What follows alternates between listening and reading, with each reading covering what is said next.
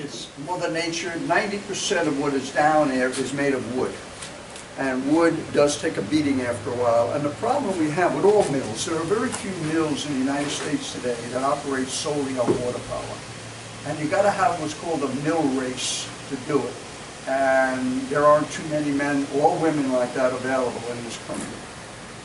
Now, in here are two stones, just like these two stones, one on top of the other. Only one stone turns, the top one. The grain would hit the bed stone, the stationary stone, just about here. Centrifugal force moves the grain around the stone. As it's going around, these grooves are specifically cut to grind and to crush the, to cut the wheat that's, or the corn, but most of it is wheat that's being ground up, and it's all going to come out that chute there. The driving force down here is a shaft weighing over 5,000 pounds.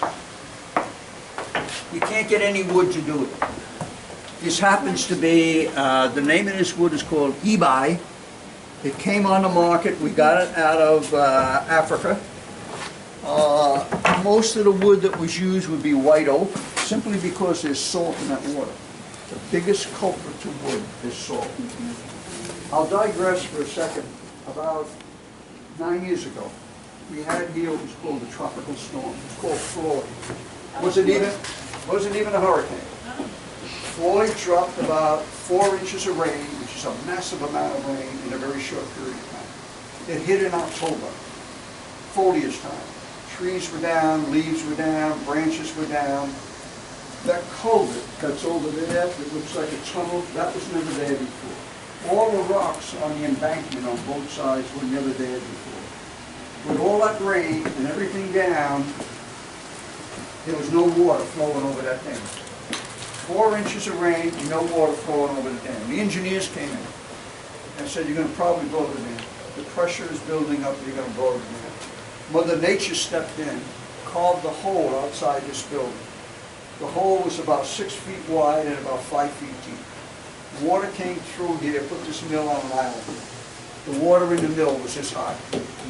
The lower Dutch doors in the house, the water was pouring out over the top of the lower Dutch doors.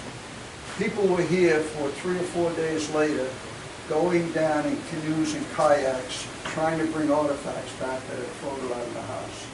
We were shut down for a whole year. This whole property was shut down for a year, and we suffered over $1 million in damages.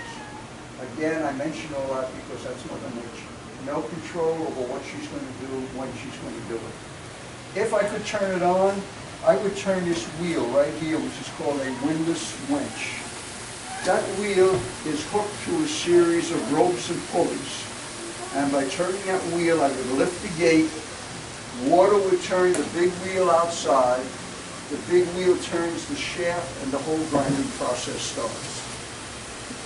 But again, I say we apologize for it not being running. We wish we could show it to you.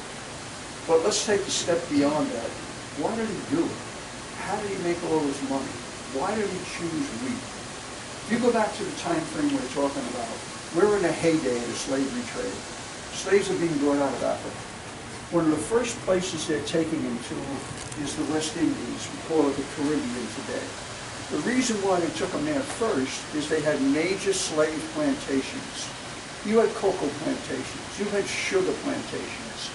If you want to help your slave to work for you, if you want to help your slave that you want to sell on the open market, and that's what they're doing, selling them, you got to feed them. Cheapest thing to feed them with is bread. Chief ingredient in bread is wheat. You cannot grow wheat in the Caribbean. Too hot, too damp. All the wheat the fellows produced here was surplus wheat. 2 mills converting wheat to wheat flour. Slaves doing all the work with no pay. 11 to 1,500 tenant farmers growing the wheat for them. Political connections, etc., etc. He sends his wheat to the Caribbean. They're waiting for his ships to come in.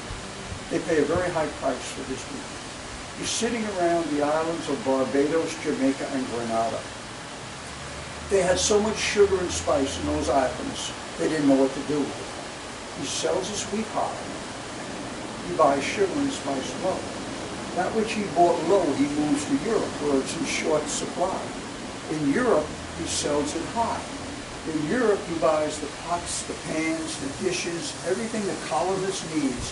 He buys low in Europe, comes back here and sells hot.